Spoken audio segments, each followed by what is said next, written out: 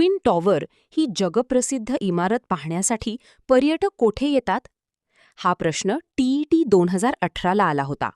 तर ऑप्शन आहेत: 1. पुत्रजया, 2.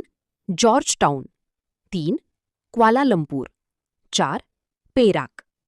आणि याचं योग्य उत्तर आणि स्पष्टीकरण जाणून घेऊया शुभम गौराजे यांच्याकडून.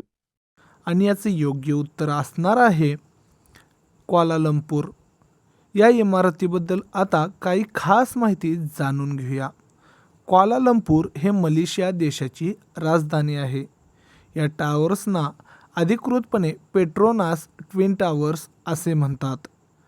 1998 ते 2004 या काळात ही जगातील सर्वात उंच इमारत होती. आज ही जगातील सर्वात उंच ट्विन टावर्स मानले जातात. या दोन टॉवर्सना 41व्या आणि 42व्या मजल्यावर एका पुलाने जोडले आहे, ज्याला स्काय ब्रिज असे म्हणतात.